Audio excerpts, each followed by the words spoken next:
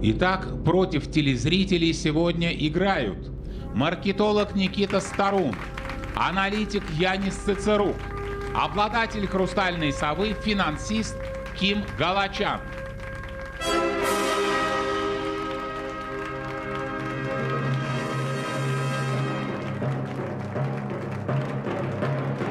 Журналисты Дарья Любинская и Андрей Островский. И капитан команды, обладатель «Хрустальной совы» Борис Белозеров.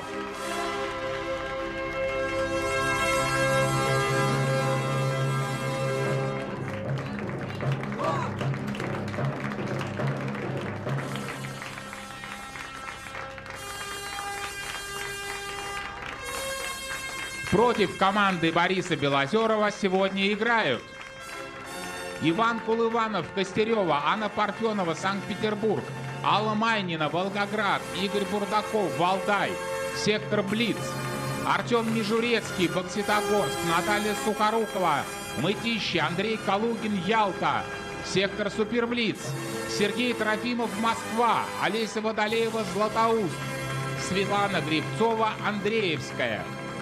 13-й сектор. Зимние игры «Что, где, когда». Телезрители против знатоков. Игра до 6 очков. Счет 0-0. Первый раунд.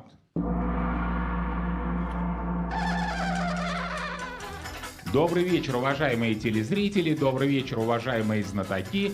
Господин Белозеров, добрый вечер. Добрый вечер, господин ведущий. После поражений 3 команд вам страшно, интересно или все вместе? Интересно, не страшно. Игра должна быть очень любопытной. То есть вам теперь не страшно проиграть после всех? Это не очень важно, господин ведущий. Страх не помогает, и о нем не бессмысленно думать. Борис, в любом случае все игроки вашей команды запомнят эту игру на всю жизнь. И я желаю вам провести ее так, чтобы вы могли сказать, мы сделали все, что могли. Будем стараться, господин ведущий. Москва. Слушаем.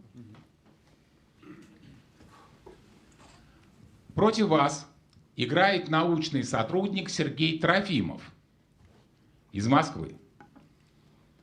Господин Цицерук, Да, господин Ильич. до революции у жителей крупных российских городов было принято арендовать на лето дачи.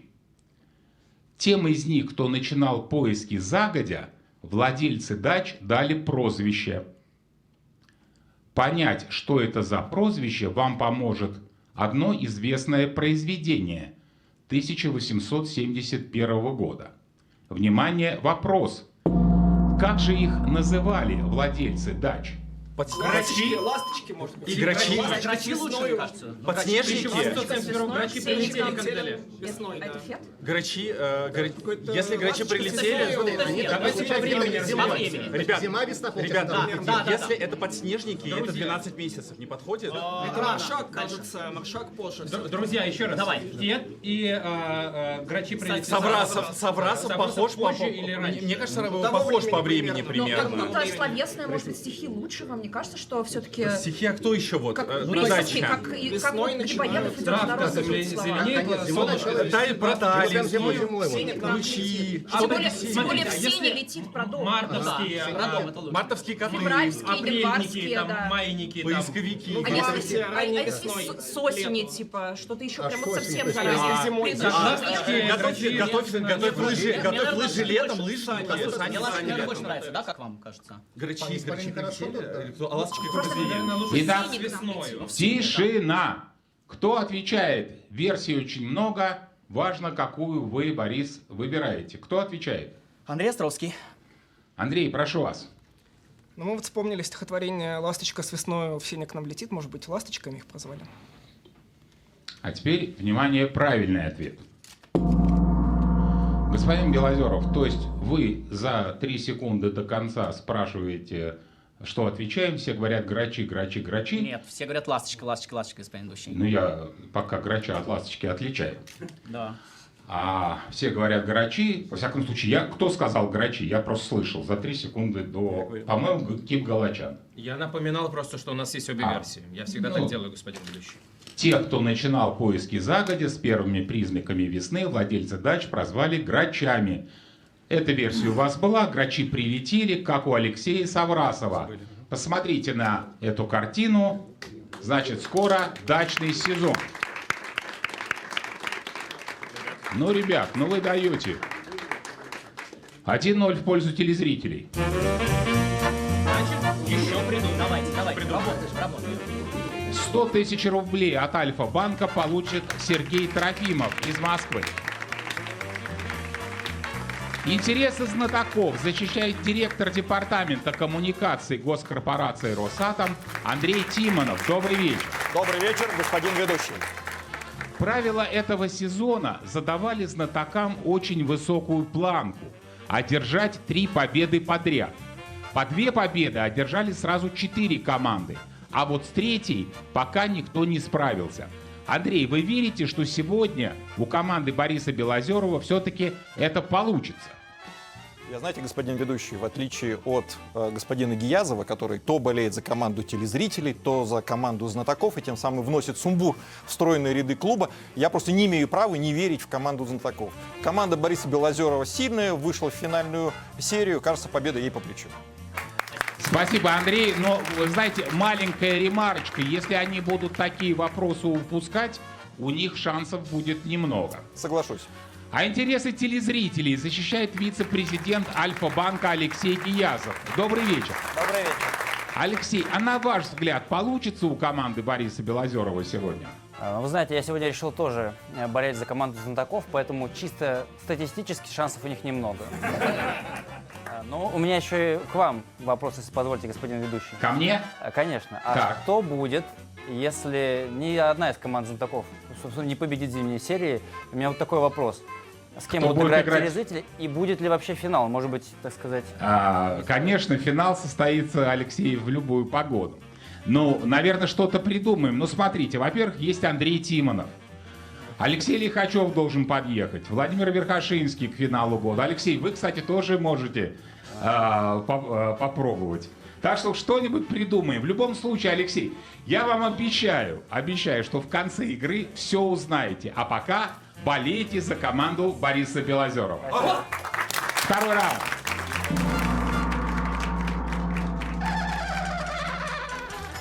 Господин Цицерук, сюжет этой игры крайне прост. Если вы одерживаете победу, вы играете в финале года. Янис, почему же тогда на каждом углу обсуждают, что будет, если вы проиграете? Можете мне объяснить? Ну, наверное, потому что людям всегда интересно пытаться узнать то, что они еще не знают. То есть, что будет, если мы выиграем, понимают всем, вот, а тут есть повод пофантазировать, построить теории, вот, и... Зрители любят сюрпризы. Янис, скажите, а внутри команды что вы перед игрой обсуждали? Что все в наших силах, Валдай. и все зависит только от нас.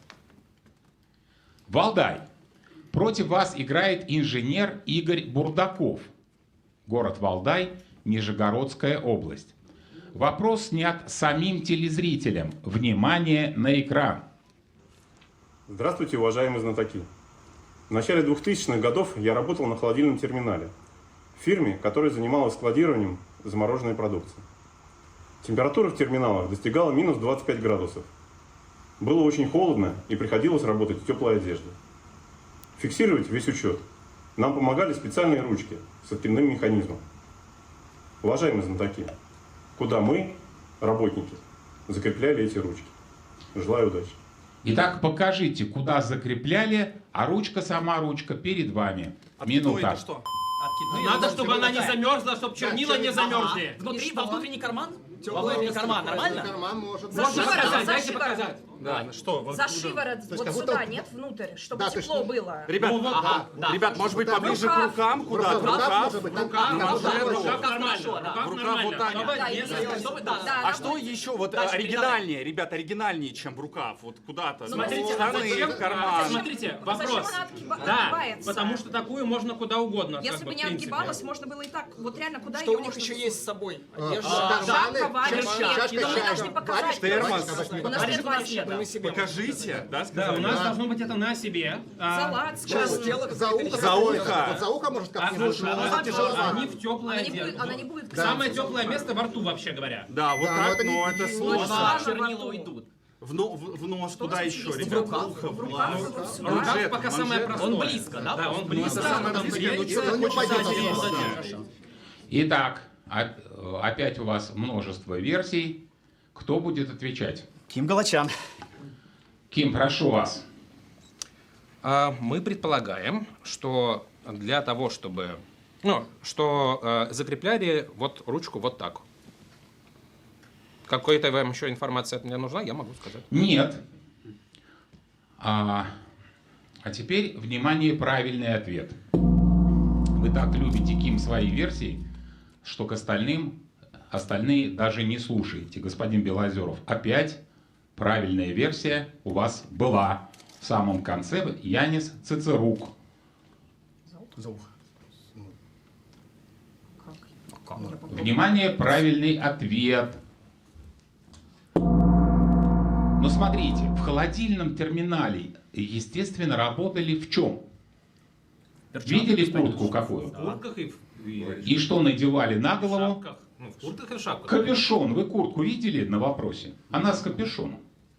Надевали капюшон. И чтобы чернила не замерзали, абсолютно правильно вы сказали в начале. Внимание на экран. Ручка одевалась на ухо, пряталась под капюшон. Капюшон создавал микроклимат, где она находилась всегда теплее.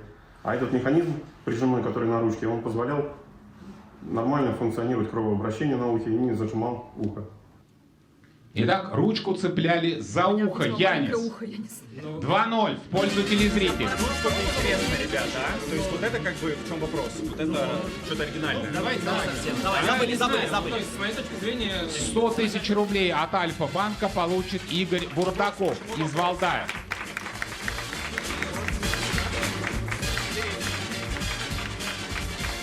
Третий раунд. Давай. Госпожа Любинская, кстати, о ручке.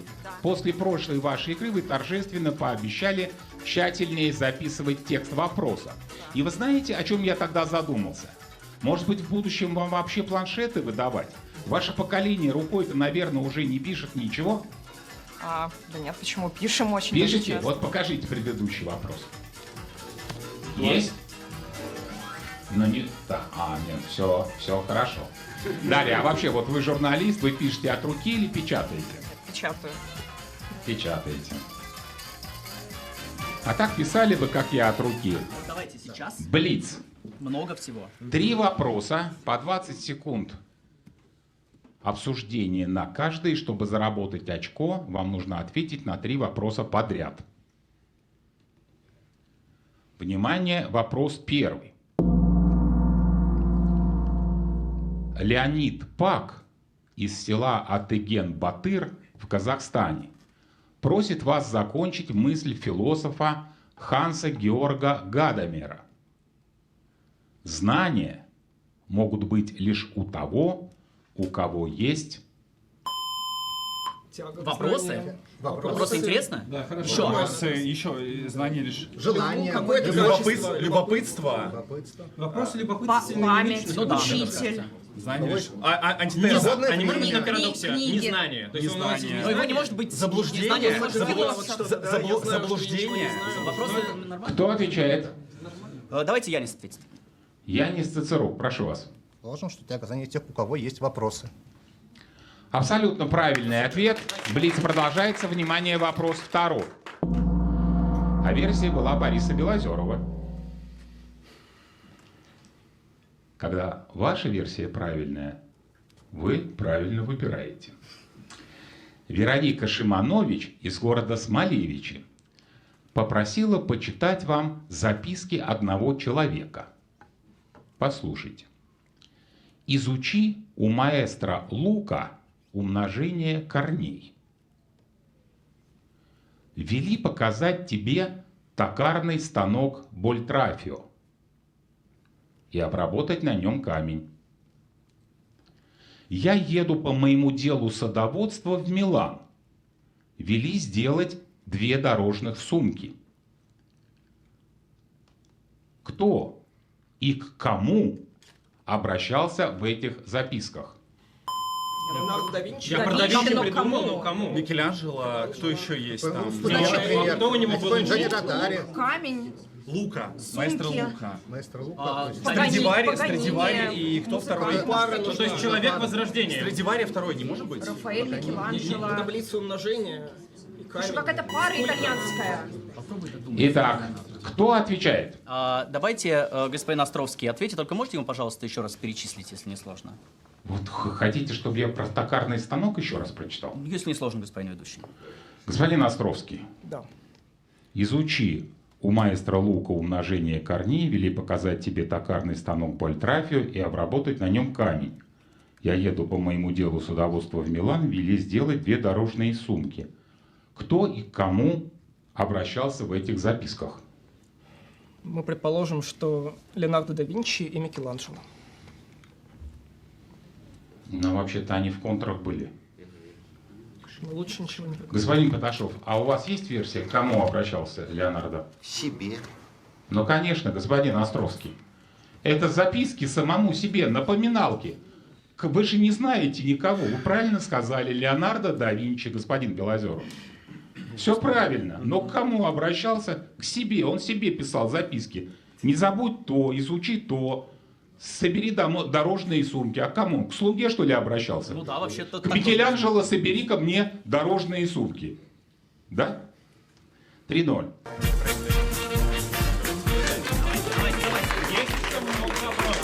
$100 000 рублей от Альфа-банка получит Вероника Шиманович. Уважаемые телезрители, думаю, не все знают, что перед началом отборочных игр зимней серии мы распределили вопросы телезрителей на 4 передачи. Составили 4 списка и положили их в 4 конверта. Не вопросы, не ответы, а только списки телезрителей. После чего посмотрите на экран. Каждый капитан вслепую выбрал свой жребий. То есть какие вопросы достанутся его команде, капитаны выбирали сами. Сами выбирали свою судьбу, а уже потом Волчок эту судьбу, господин Паташов, слегка подкорректировал. 4-й раунд.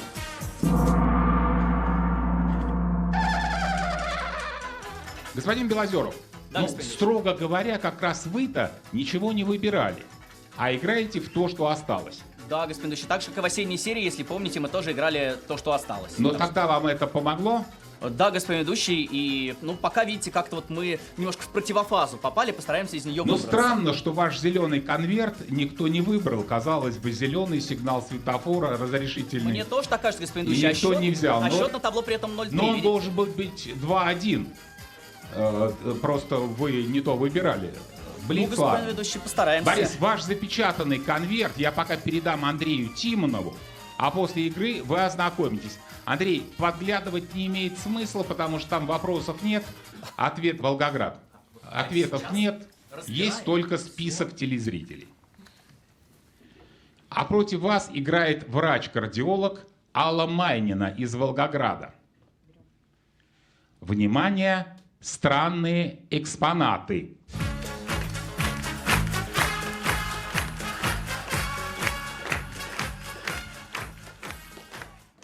В одном небольшом музее вдоль стен выставлены подобные экспонаты. Внимание, вопрос. Как называется этот необычный музей?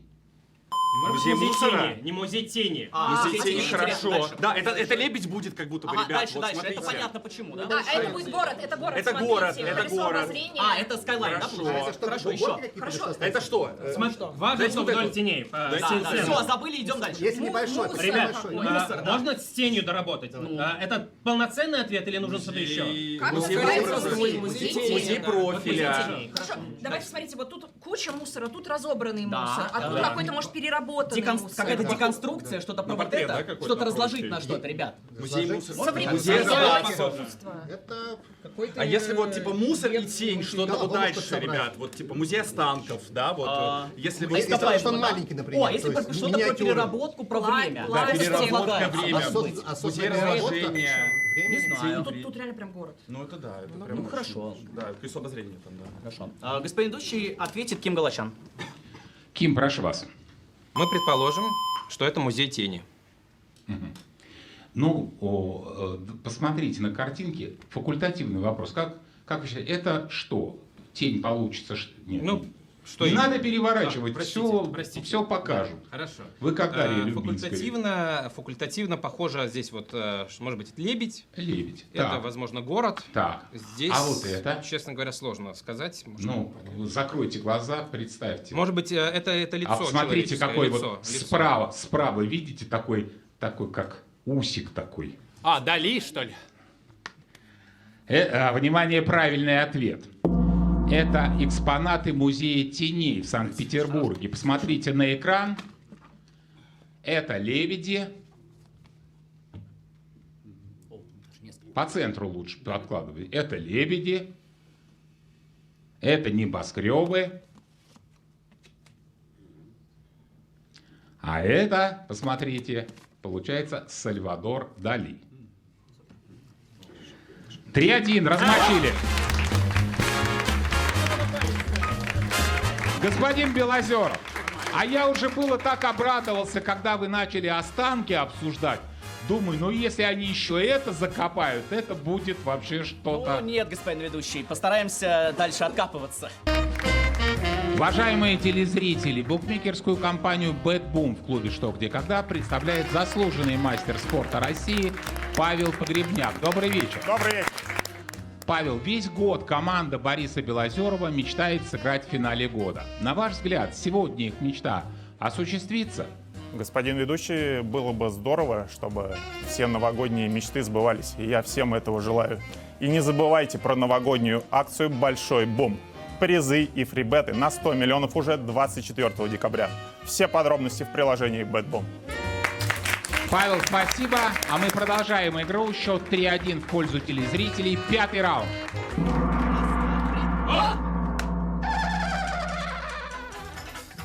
Господин Островский, 18 декабря исполнилось 95 лет со дня рождения Владимира Ворошилова.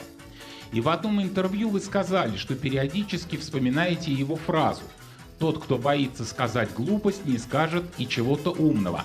Андрей, вы это к себе относите? Вы знаете, да, в том числе и к себе, но мне кажется, что, как и многие фразы Владимира Яковлевича, это довольно универсальные слова, о которых каждому стоит как минимум задуматься. Ну, вы напрасно к себе относите, ведь голова-то у вас хорошая. Просто, Пока Андрей, незаметно. вы говорите очень тихо. Возможно, боитесь сказать глупость. Возможно. Вот скажите, а как вы относитесь к Андрею Козлову? Очень положительно. Вот вы говорите свои версии так, чтобы Андрей вас слышал. Андреевская. Кстати. Ну, поскольку господин Что, Козлов прямо Андрей, напротив меня- Андрей, вы Андрею говорите, чтобы он слышал, а играет Андреевская. Договорились. Светлана Гривцова, деревня Андреевская, Московская область. Господин Островский, Да. в Новосибирске поставили спектакль по мотивам хорошо известного вам сюжета. Но название спектаклю дали другое, оригинальное. Можно сказать, что оно состоит из 5 букв. А можно сказать, что из одной. Внимание, вопрос. Какой сюжет лег в основу этого спектакля? То есть повторяется Название одна буквы название буквы, да, какое-то типа движется. добро, Игорь, добро. Там Р, земля, А, И, жизнь. Не может быть А, У, Да, там да, вот вот что такое, что-то, одна буква кто-то, кто повторяется. кричит, например, там как-то. Подождите, вот если русские буквы... Русские всё-таки буквы, перебрать. ижица. Земля, люди, глагол, жизнь. Азбуки Сюжет видите. известный. Репка. уже Есть давно. кто-то про я-я-я-я-я. Вот что-то такое там. Три сестры. Это Добро. известный Что-то сюжет. на Это Новый год, классическое, ну как например. ревизор. 5 например. я. Ромео и Джульетта. А не может быть реально гоголевское что-то? Шинель. Ревизор. Ну, ревизор. 5 понятно. Р, 5 букв Р. Это что? А если это римские Вопрос какие-то, какой-то. типа, нет, Если ну, буква даже называется буква, стоит А, буква просто 5 буква. букв. А не может быть? Буква. Говори одно. Ж. А что за сюжет? сюжет? Что-то жужжащее. Ж. А ибо если Винни-Пух другие, какой-то? Типа спишь, например, против П. Это Ж неспроста. Вот что А. такое. про пчелы, ну, вот. Пчела, П. Хорошо, давайте еще. Какая-то еще буква имитирует кого-то. Так, по-моему, время закончилось, Борис. Ну, видимо, у господина Галачана есть версия. Ким, прошу вас. Исходя из того, что мы поняли, вероятнее всего оригинальное название состоит из 5 идущих подряд букв одинаковых. И самое похожее на правду, что пришло в голову, это постановка, может быть, по Винни-Пуху, которая называется «Ж», потому что это «Ж» неспроста. Ваш ответ понятен. А теперь, внимание, правильный ответ. Это здорово, что вы сделали этот правильный вывод. Но как вы считаете, господин Галачан? Да. Это скорее все-таки гласные буквы или согласные? Вот одинаковые буквы. Вы же я начали. Я начал с А, у меня тут даже Так, записано. а попробуйте все гласные просто переберите. Ну, я еще даже перебирал в голове. Ебремский музыкант. Вот вам господин Старун говорит. Вы суть вопроса понимаете, но его не дорабатываете.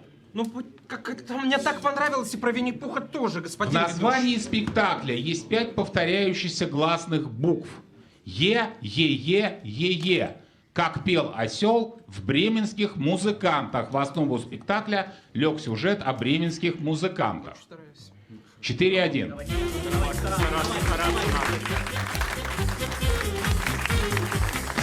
Да. 100 тысяч рублей от Альфа-банка получит Светлана Гривцова из деревни Андреевская. 6-й раунд.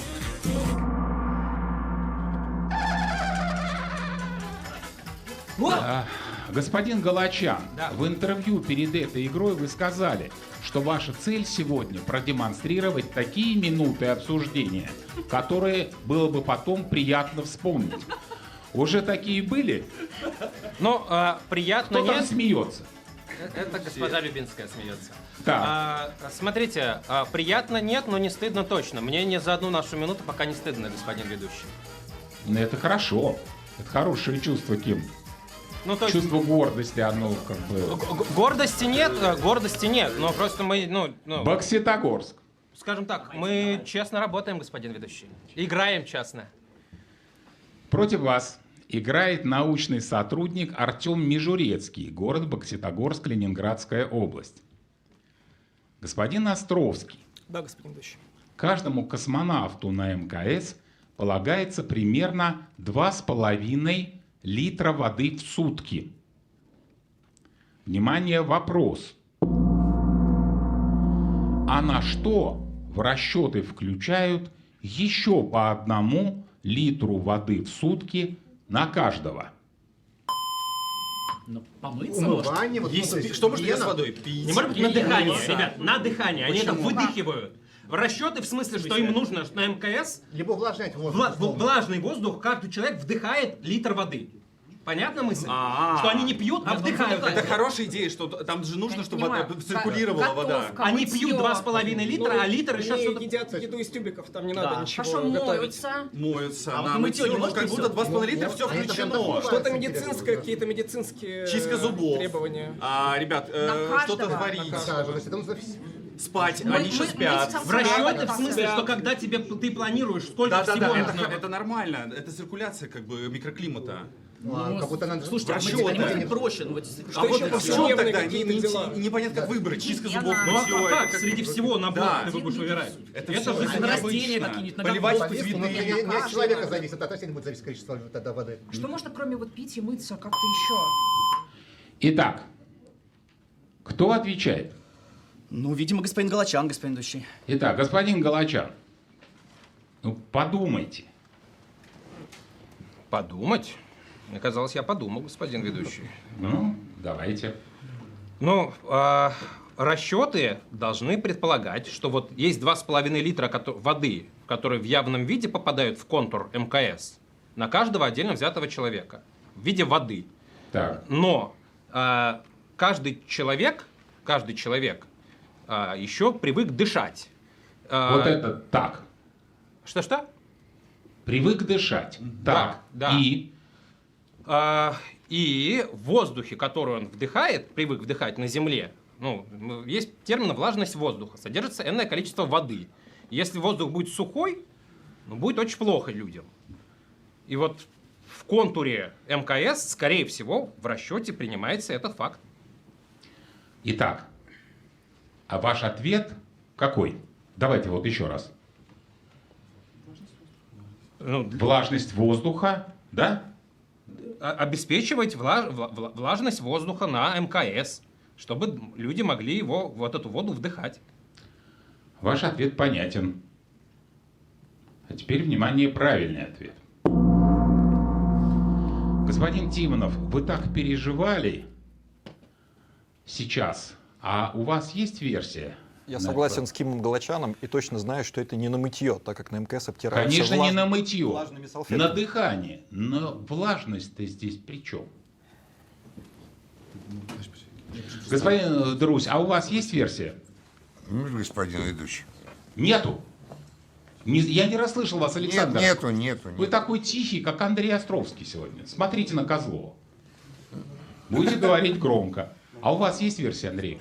Ну, мы думаем, а вдруг так кислород получают из воды? Странно, конечно, но тем не менее для дыхания. Господин Пташов, а у вас? Я примерно согласен с Андреем. Козлову. Да. Господин Галачан, действительно, 2,5 литра воды в сутки — это и вода, и питье, и гигиена, и все. И дыхание правильно. Дыхание правильно. И дыхание правильно. Но вот влажность, еще 1 литр воды нужен для того, чтобы превратить ее в кислород. Из 1 литра воды получают 600 литров кислорода. Примерно столько нужно в сутки каждому космонавту. Ну, господин ведущий, я просто единственным между строк отмечу, что спрашивали, для чего мы ответили для дыхания, про влажность это... Я специально вас переспрашивал. Да, вы специально меня переспросили, вот здесь на ваше усмотрение, безусловно. Конечно. Господин Тимонов, как вы считаете, можно засчитать? Дыхание формально было, но... Я не имею права не поддерживать команду. И по формальным основаниям ответ был правильный. Господин Гиязов? Ну, несмотря на то, что я сегодня болею вроде как за команду знатоков, но мне кажется, здесь ответ был увлажнение воздуха. Но они формально сказали дыхание. Нет, я для не могу. дыхания. Ну, слушайте, ответ был очень долгий, чуть ли не минута. Вот поэтому я прошу всегда отвечать коротко. Я очень хотел ответить коротко, Ну, господин не получилось Гиязов. коротко. Меня вот спрашивают, потому что... Я вот не могу поддержать ответ. Не можете. Дополнительный вопрос, господин Гиязов. Ну, ладно, 4-2.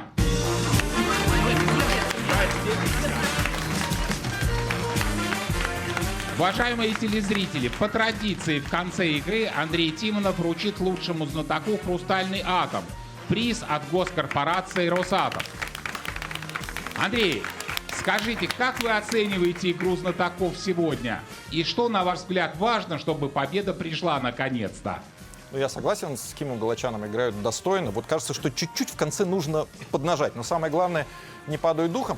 А по мне так все дело в энергии. Может быть, именно этого не хватило команде в прошлой игре. Но что интересно, энергия может быть чистой, как победа. Я напомню, что госкорпорация «Росатом» вырабатывает 5-ю часть электроэнергии страны на атомных электростанциях. Эта энергия носит зеленый характер, так как не вырабатывается углекислый газ и не оказывается влияние на климат.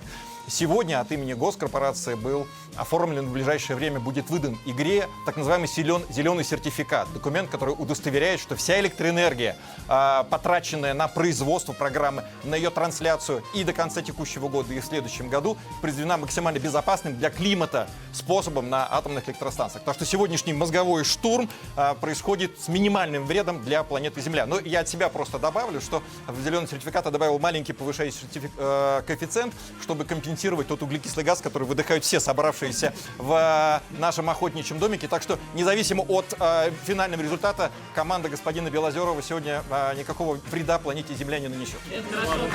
Спасибо, Андрей. Андрей, но я так думаю, что если они будут вдыхать кислород, а не влажный воздух, только в этом случае. 7-й раунд.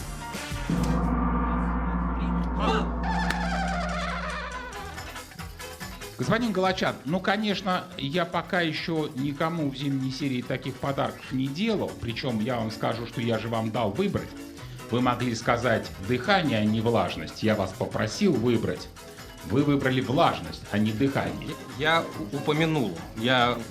Слово «дыхание» всегда было в моем ответе, господин ведущий. Но условно справедливо, что это некий аванс, который, я надеюсь, мы заслужили первой частью игры, тем не менее, несмотря на удручающий счет, и постараемся во второй части его вернуть. Итак, и у нас сейчас... Нет, стоп, по стрелке, да, по стрелке. Мытищи. Давайте. Слушайте внимательно. Против вас играет преподаватель Наталья Сухорукова, город Мытищи. Господин Белозеров. Да, господин ведущий. А вот шутки закончились.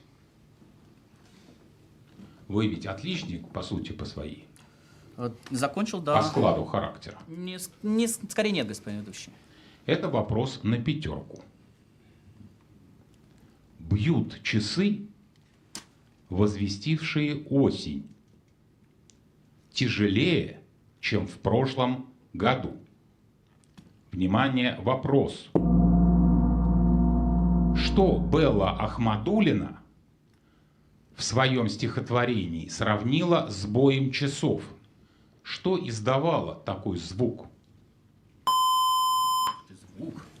Топор Шаги. сбивающих. Вот. То есть Может быть, возраст. звук сердца, собственно. Стало Звук старше. сердца. Сердце? базовый Да, есть. интересно. А почему 5? 5, наверное, может как-то сыграть.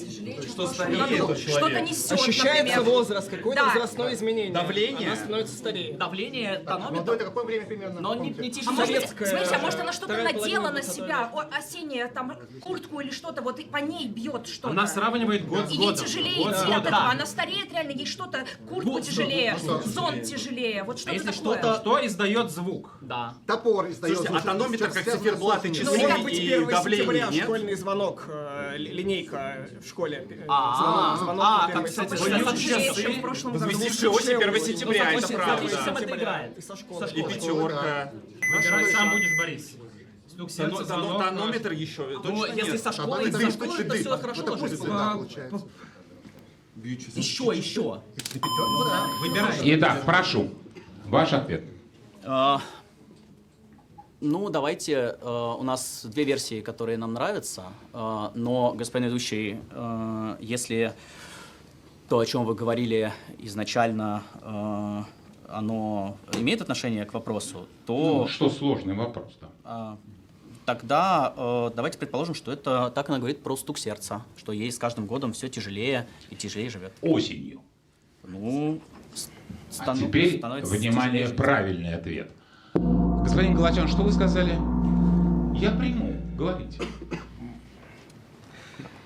Говорите. Ну, про звонок тоже интересная версия про школьник. Хорошая. Ну, осенью, да? Госпожа Шутова, а у вас есть версия на вопрос на 5? Конкретно у меня нет. Нет? Максим, нет? Есть в зале? В зале нет? Нет, энтузиастов нет. Ну, сложный вопрос, конечно. Госпожа Любинская, давайте с вами. Давайте. Ну, вы стихи пишете? Нет, господин Ильич. Господин Галачан стихи пишет. Господин Галачан, давайте тогда с вами. Давайте с вами, господин. Должна же быть еще какая-то рифма. Безусловно. Осень. Просить. Осень, просим. А очень похожее слово на осень. Очень. Ага.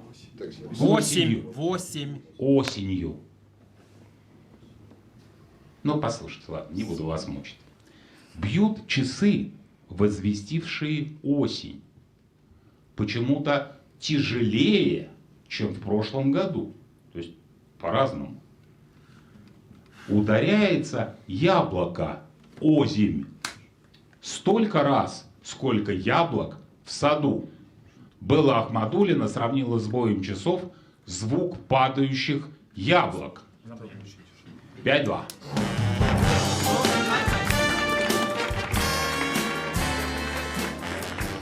Господин Белозеров, единственное, чем я вас могу порадовать, что самый сложный вопрос позади. 100 тысяч рублей от Альфа-банка получит Наталья Сухорукова. Город Мытищи. Реклама на Первом канале. Господин Погребняк, Главное событие года в нашем клубе еще впереди, через неделю. А в спорте уже позади. Вас это огорчает? Господин ведущий, вы прямо как Максим Поташов забыли о бильярде. Прямо сейчас... Не забыли? Прямо сейчас проходит Bad Boom Кубок мира. Все подробности в предложении Bad Boom. Благодарю вас. 8-й раунд.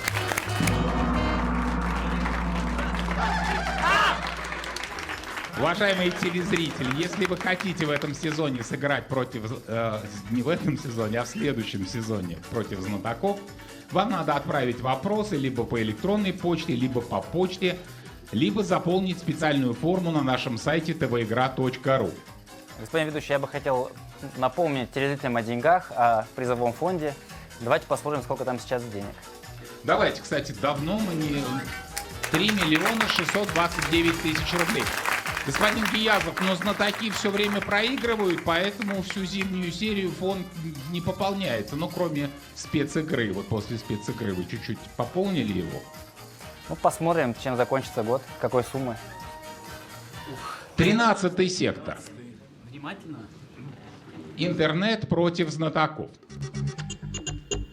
Сегодня в 13-й сектор поступило 20 319 вопросов, и сейчас компьютер выберет один из них. Против вас играет телезритель из Бобруйска Владимир Шех.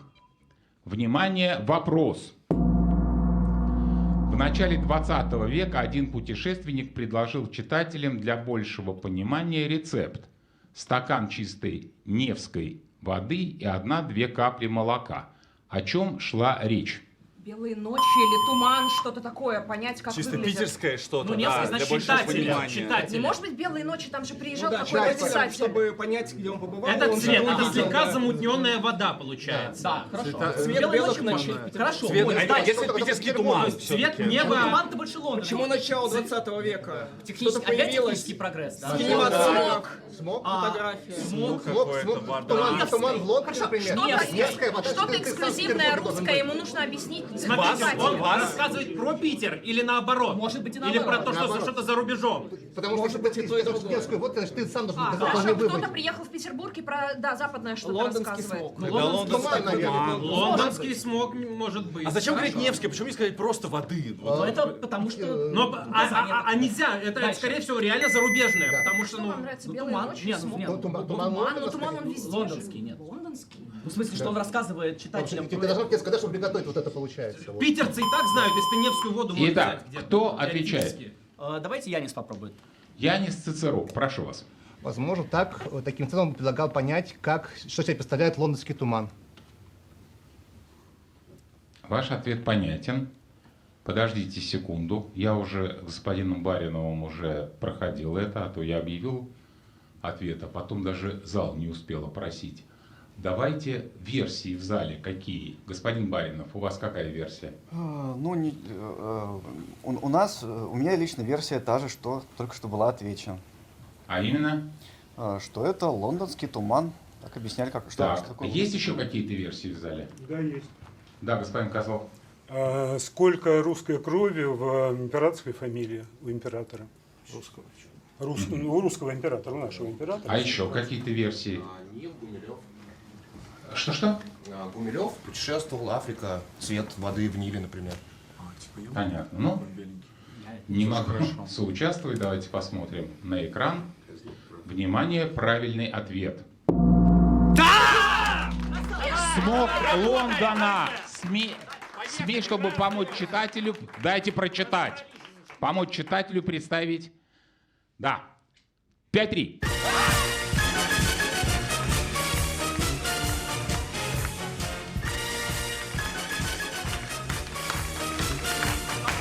Девятый раунд.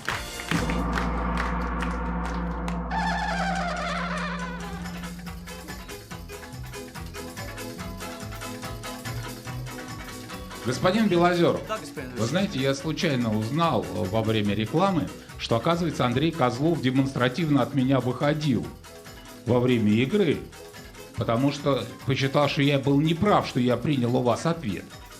Вы согласны с его позицией? Господин ведущий. Вы Принципиально. неправильно излагаете мою позицию. Извините, Андрей, может, я вас неправильно понял, я же тоже волнуюсь. Пересказываете наш диалог за кадром, и причем... понятно, да. Я даже Ялта.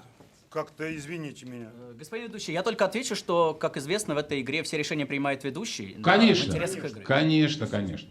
Против вас играет художник Андрей Калугин, город Ялта. Внимание, соберитесь. Портреты.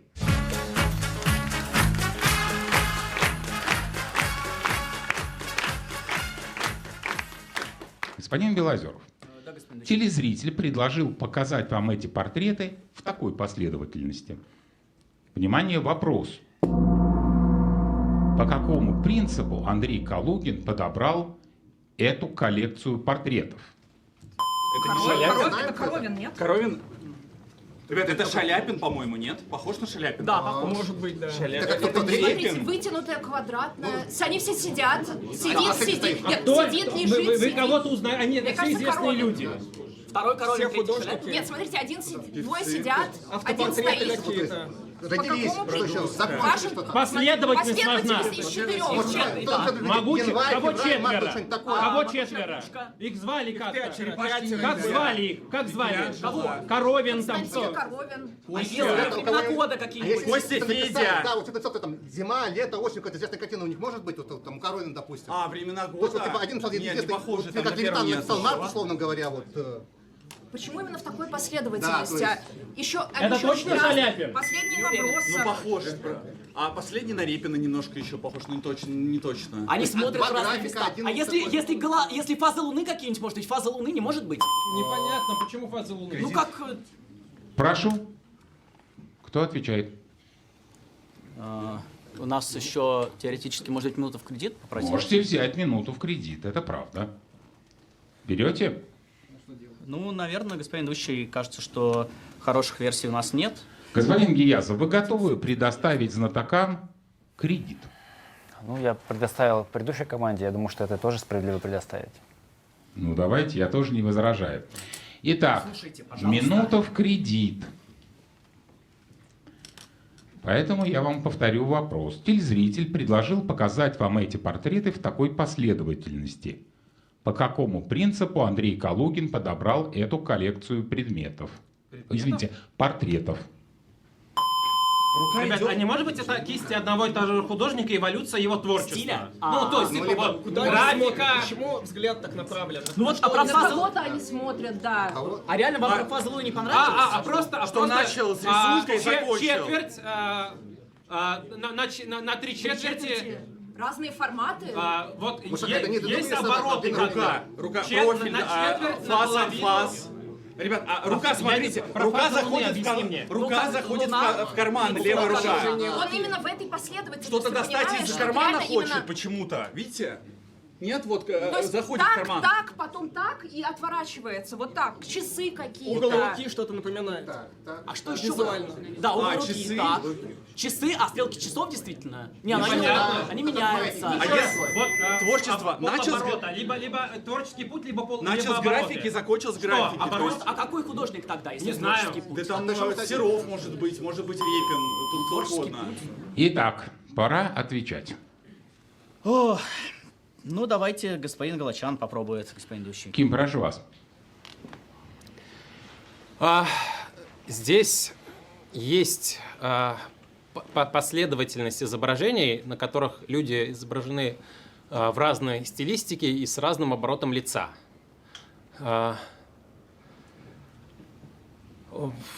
Возможно, это некая, ну, условно, творческий путь какого-то художника мы не смогли отследить, к сожалению, по этим картинам. Вот, а по оборотам, возможно, эти обороты как-то им соответствуют некие числовые значения, вроде там 1/4, 1/2, 3/4, Понятно. единицы. Теперь, внимание, правильный ответ. Давайте так, зал, есть кому что светлое предложить или тишина? Вроде бы есть версия. Но... Прошу, господин Мун. Может быть, вот первый нарисовал второй, второй точно Коровин. Дальше Коровин нарисовал Шаляпина. Потом, может быть, все-таки Шаляпин нарисовал вот этого четвертого. А может быть, четвертый. четвертый это может кто? быть, он. Четвертый Репин, наверное. А четвертый... Господин Старун, вы же всех перечисляли. И Серова, и Репина, и Шаляпина узнали. И обратите внимание, господин Старун, вы видите, что Шаляпин-то не художник, вон как он Репина написал. Телезритель собрал эти портреты по следующему принципу. Илья Репин написал портрет Серова, Валентина.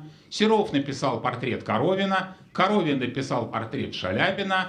И даже Шаляпин проявил свой художественный талант и нарисовал Илью Репина.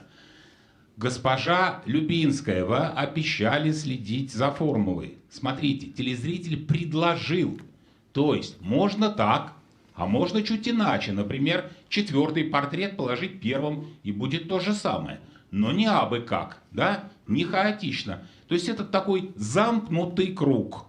Господин Мун, ну, я вас поздравляю, это очень хорошая догадка. К сожалению, счет становится 6-3 в пользу телезрителей. Счет 6-3 в пользу телезрителей. Команда Бориса Белозерова терпит поражение. И эта команда не смогла решить эту сверхсложную задачу пройти весь сезон без поражений. Госпожа Шутова. Да, господин ведущий. Получается, что вы были, ваша команда к финалу года были ближе всех. А остальные как-то даже, вот я бы даже сказал, без шансов. Господин Тимонов, кто получит хрустальный атом сегодня? Вроде энергии было, но вот чуть-чуть не дожали. Но, на мой взгляд, сегодня ярче всех проявил себя за столом Ким Галачян. Ким Галачян, поздравляю, хрустальный атом ваш. Господин Гиязов, а кому достанется приз за лучший вопрос? Лучшим вопросом сегодня станет вопрос, на который знатоки вроде бы ответили, а вроде бы не ответили. Поэтому это вопрос о космонавтах, литре воды в космосе. И Артем Межурецкий из Бокситогорска получает дополнительные 200 тысяч рублей от Альфа-банка. Благодарю вас, Алексей. Но я, честно говоря, не понял, почему вы не оценили последний вопрос-то. Уважаемые телезрители, через неделю в нашем клубе состоится финальная игра 2025 года. Жду вас 27 декабря на Первом канале сразу после программы «Время». Господин Тимонов, ну что, это нервы, как вам кажется? Вот. Особенно в начале игры, вспомните, с первым да, вопросом, все, это, конечно... версии есть, уже 5-4, по крайней мере, должно было быть в их пользу, а не 3-6. Тот случай, когда с вами соглашусь, кажется, чуть-чуть перенервничал. Ну что, спасибо вам за игру.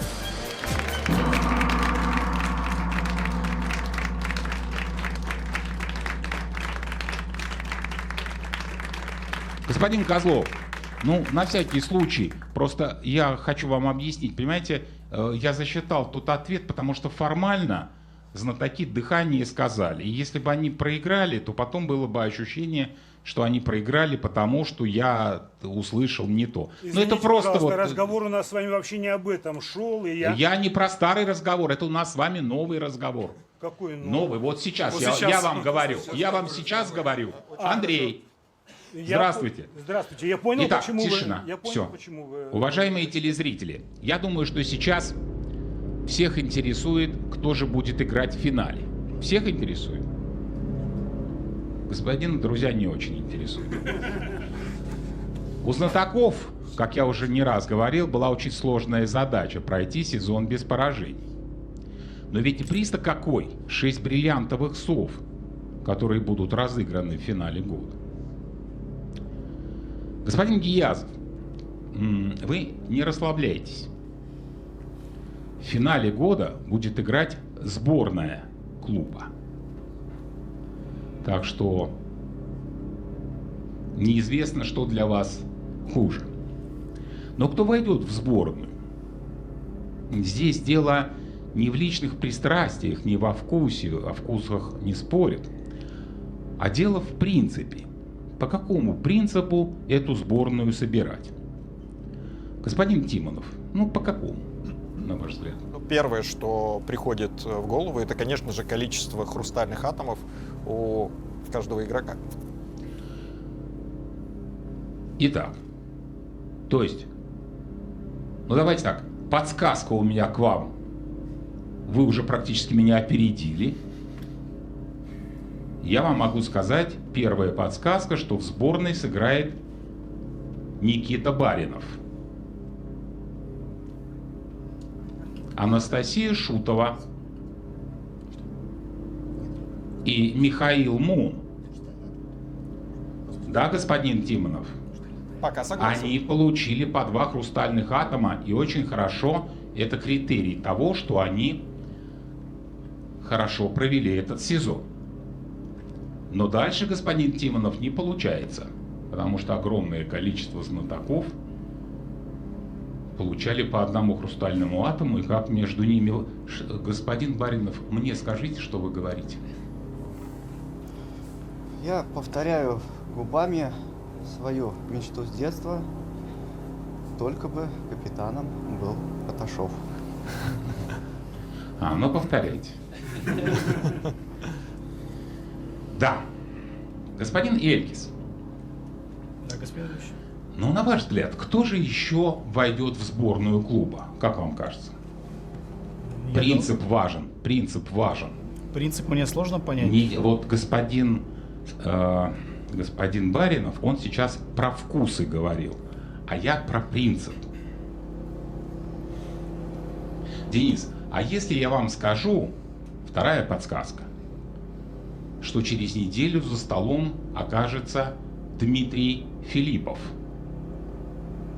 то что вы в этом случае скажете про принцип? Пока не могу догадаться. Суперблиц? А если я вам скажу, что капитаном будет Алена Повышева, будете капитаном? С удовольствием, господин ведущий. Госпожа Повышева, принцип-то какой? Кто 6-й у вас будет? Как вы думаете, принцип, что вы оглядываетесь? Я пытаюсь собрать какой-то... Госпожа Повышева, в нашем клубе ровно 6 действующих игроков, обладателей приза за самый яркий ответ года. И 6-м у вас будет Борис Белозеров. В финале года будут крайне важны яркие ответы. Алена, в следующую субботу сыграет сборная, в которой будут представители 6 команд. У вас неделя на подготовку. Не упустите свой шанс. Благодарю. Уважаемые телезрители, 18 декабря исполнилось 95 лет со дня рождения Владимира Ворошилова. И сейчас на Первом канале вы сможете увидеть документальный фильм «Владимир Ворошилов. Вся жизнь. Игра».